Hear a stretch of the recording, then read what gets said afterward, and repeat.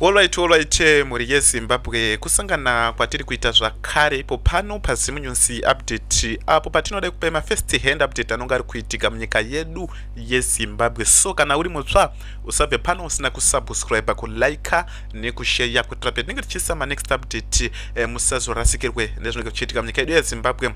So muzuva ranhasi muri yeZimbabwe tiri kuona kuti vaMnangagwa vafunga kuti vange vachiendesa General Rugeje kuti replace that Victor Matemadanda, the late Victor Matemadanda. Ndofunga tichamboti taure bijana nezva Victor Matemadanda ari kureplacewa na General Rugeje muri yeZimbabwe. So tikuona General Rugeje wari aligned na Vice President Chiwenga. So muri kuona kuti vanhu vese wari aligned na Vice President Chiwenga vari kugujunwa mapatsi muri yeZimbabwe kuti dynasty ya President Emmerson Mnangagwa inge ichibuda. Tiri kuona kuti zvakatamba sekuseka kuti amai Colonial Miniato Baloyi Chiwenga mukadzi waVP Chiwenga arida kubviswa ubvaiswa kuCommander Spoo. Commander Spoo nongo usina pako muri yeZimbabwe. So vakavaisa ikoko vachitaura kuti no, murume wenyu imimi anofamba nzendo dzakati wandeye, so munofana kunge mine murume wenyu saka takakuise kupapa on duty eucolonial hazviite, saka munofana kuenda paCommander Spoo pekutoti unonge usina pako chepe muri yeZimbabwe. So tiri kuona chinova chiricho chiratidzo chinoratidza kuti zvena hazvina kumira zvakanaka. So tiri kuona madraft aya ari kuzoitwa muri yeZimbabwe anonga atogarwa pasi kudhara. Tiri kuona kuti anatemba muliswa ndo waitanga kubudisa information mazuva ekutanga kumashure uku, but tiri kuona kuti nezvimwe zvezvinhu zvakazoitika muri yeZimbabwe. Tiri kuona anatemba muliswa nawo vakudududza vachidzoka kumashure kubva pakakumbira Temba Muliswa ruregerero kuna Vice President Chiwenga. Handina kuzomboona achiposta zvakaipa pamusoro paVice President Chiwenga, because tiri kuona kuti ana mutsvangwana naTemba Muliswa vanga vasikatosvise vaitotaura kuti zvakadai. So taishayiwa kuti simba racho vari kuruwana kupi rekuti vanga vachitaura the second secretary webato reZanu PF. So tisati takuverenga nhauwa iyi mamiriro yakaita, because tiri kuti tinge tichiverenga nhauwa iyi mamiriro yakaita ndo pane nhauwa yacho yese ipapo. VaVictor Matemadanda muri yeZimbabwe tichidzokerei kumashure bijana vaiwe vari ambassador kuMozambique nekuEswatini kuda kureplacewa naGeneral Rugeje. So tiri kuona vakachevezwa kumusangano naPresident Emmerson Mnangagwa mushure mekunge papaita documentary rawakaenda kunyadzonya kuchimoyo nechichi chimwe vachitaura kuti no, zvinhu izvi because mubato reZanu PF ukangotira zvinhu zvakanaka chete kuti pada kuitwa zvinhu zvakanaka ndichaenda kunhauwa yaSuperman Ndowanzira achagona kupinda busy Superman Ndowanzira nenhauwa yakataura iyoyo yekudhimolishwa kwedzimba kutoti no, dai vanhu vanga vamira kudhimolishiwa dzimba dzavo. So tiri kuona kuti pakataura zvinhu zvakanaka panogona kuita ma1. So tiri kuti tiwerenge tese panapa muri yeZimbabwe zvimwe zvezvinhu zviri kuitika. So tiri kuona panapa pakanyorwa kuti President Emmerson Mnangagwa paging Zimbabwe's retired military top brass loyal to his deputy Vice President Chiwenga by posting them abroad as ambassadors, the latest move in a succession battle that he has intensified since President Mnangagwa extended his own rule by 2 years. Ndofunga tiri kuona panapa ndo zvimwe zvezvo zviri kutoitika paground. General Rugeje vari kunzi vanofana kuenda kuMozambique kuno replace that sort of like. So tiri kuona panapa the late Victor Matemadanda, after securing an extra 2 years in office through Constitution Amendment Bill number 3, which also bars his main rival from succeeding him in 2028, President Emmerson Mnangagwa has moved to the next stage of neutralizing the political threat he sees in the deputy. So tiri kuona panapa muri yeZimbabwe cab 3 iri rakangovharira Vice President Chiwenga kuti vasaite succession wa President Emmerson Mnangagwa, because term ya President Emmerson Mnangagwa yanga iri expire muna 2028 muna August muri yeZimbabwe. So tiri kuona panapa panyorwa kuti the president is now posting senior retired military figures close to General Chiwenga out of the country as diplomats, especially officers long viewed as part of Chiwenga's power best meant to propel him to state house. Tiri kuona vanhu vakuchitanga vachiserwa kunze because nhauwa dzekufa kwema-retired generals nemagenerals dzanga dzanyanya kuti taurwe iye muri yeZimbabwe dzakuda kuita kakutaurika. So vakusendwa kunze kutoti vange vachienda kunze because kana uri kuMozambique uko zviri kuitika muno munyika yeZimbabwe autombozvizivi. Uri ambassador kuRussia, uri ambassador kuAmerica, zvinyatsi ku. So tiri kuona panapa retired Lieutenant General Albert Rugeje, one of the vice president closest ally is reportedly set to become Zimbabwe ambassador to Mozambique, filling the post left vacant by the death of Victor Matemadanda. Air Marshal Elson Moyo, the former commander of the Air Force of Zimbabwe, and another officer with ties of Chiwenga, to the Chiwenga, is also among those being sent abroad. 26 diplomatic appointments are expected to be announced in total, and sources says a sufficient number of them will pull Chiwenga loyalists out of the country and into embassies far from Harare corridors of power. The Mozambique posting in particular has become something of a pattern and graveyard shifting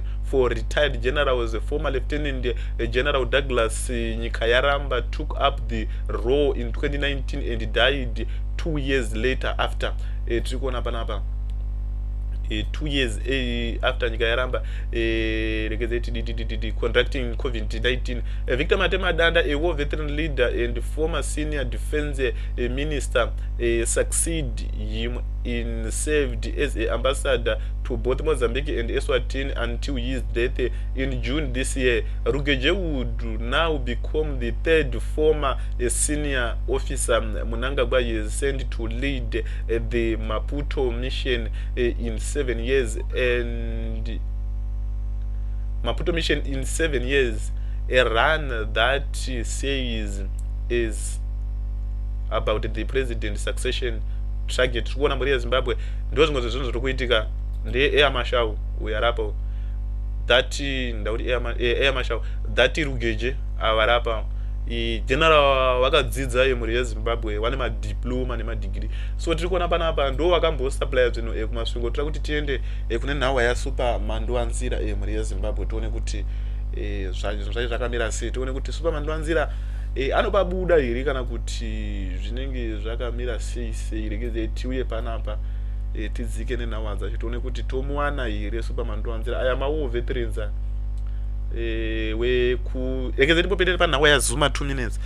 Zuma tiri kuona ndiye ari backed panhauwa yeMach nezipati rake rinonzi MK Party leadership. Tiri kuona kuti akatogurunyura vanhu akaita sei akadidi mwe. Tiri kuona zvinhu zvinomira zvakanaka. Mwana wake ndiye ave vice president, first vice president.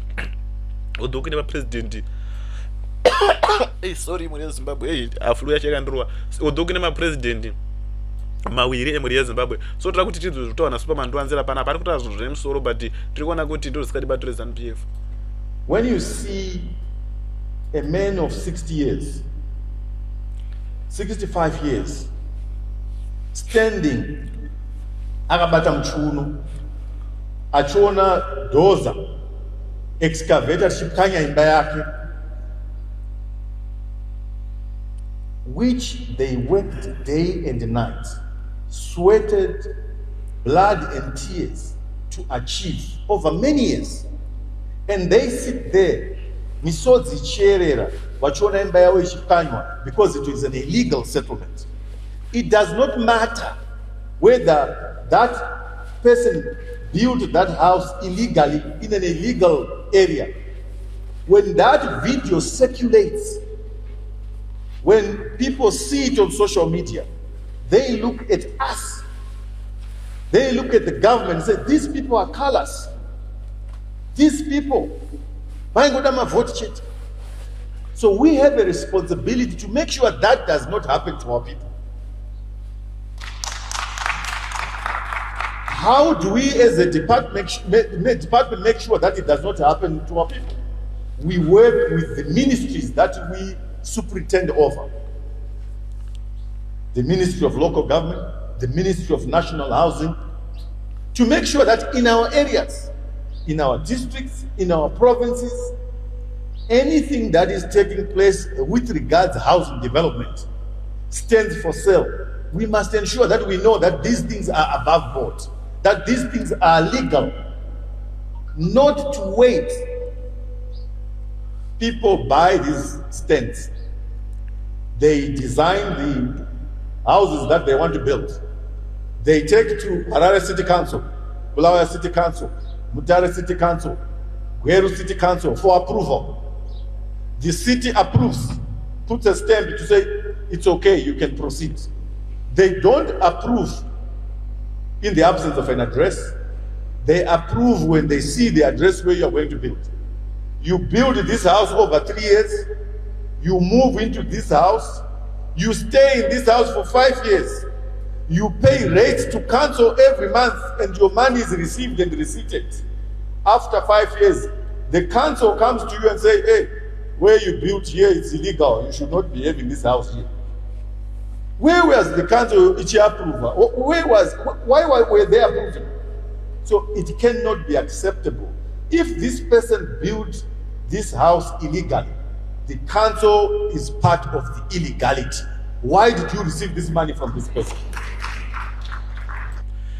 Muri yeZimbabwe tiri kuona ndi Superman ndowanzira ari kutaura muri yeZimbabwe anova ari MP webato reZANU-PF ku Chinyanga South. I think it's Chinyanga South ndo anofarirwa zvikuru ikoko tiri kuona kuti agara ari MP ikoko. So tiri kuona panapa ari kutaura nenhau dzekutoti kune vanhu vanonga vari kushanda vari against government, sort of like Kanzuru neZimura, because zvimwe zvacho vanonga vari against government because munoona zviva zvichiitiwa vanhu nezvimwe zvinhu zviri kungoitwa zvinhu zvakasiyana siyana, unonyasa kuona kuti zvinhu zvinomira zvakanaka. So kana vanhu vakutaura manje vanenge vakuti that government iri bad, havachaoni kuti iKanzuru yaita zvinhu izvozvo kana kuti iZimura yaita zvinhu izvozvo, because tiri kuona kuti vanhu vanogona kutenga zvinhu zvavo kubva kunze kwenyika, then Zimura yotanga kuita zvinhu zvakadhakwa, mabhodha muyamwe yotanga ichisiya zvinhu zvavanhu zvichinaiwa ichiita sei ichidididi, zvazvo kudongoomesera vanhu zvaizvezvi zvekutoti vanhu vanonga kungokota in blanket vachiti ZANU-PF ndo isiri kuita zvinhu zvakanaka. So toda kuti timboona kuti vanhu vane muono upi mucomment section enhau yataurwa navaSuperman ndowanzira iyi. Tiri kuona Chapememe ari kuti sort of like put it to action. We want to see if you want to be labeled mutengesi who should go to Chitepo ideology school. Pakaipa muri yeZimbabwe zvakadotaura chokwadi anonga kutonzwa kutobva iza chiche. They are aware of all land barons activities, but they don't approve land barons use fake stamps and signatures and issue fake receipt. Muri yeZimbabwe ndofunga muri kuzviona ndo zvinhu zvichingoitika kuma land barons izvozvozvo. So tikuona pana pakanyorwa kunze this is the stuff that drives people nuts. Oh, took no action. You are the secretary of municipality and this stuff is happening in broad daylight for years. No one is council get arrested. The muri yeZimbabwe tona ma land barons zvinhu zvakadaro zvichikungoitika nekudidi, but hatimbooni kana paine munhu anosungwa kana kuita sei, but zvinenge zvakangodini, zvinenge zvakangodhakwa iye zvakangodaro muri yeZimbabwe. So tiri kuona ndo mashoko atawa navaSuperman ndowanzira ndo mamiriro ezvinhu zvakaita. So ngatisangane munews dzinotenda ndikutenda nekutera kwamaketa pano. So tiri kuona pana pakanyorwa kunzi kunyepedzera kuva nehanya. Tiri kuona panapa Mandowanzira raises a valid concern. Council cannot approve housing plans, collect fees and rest for years, then turn around and label the same homes illegal. Accountability must begin with the authorities that sanctioned these developments. Tiri kuona panapa muri yeZimbabwe. So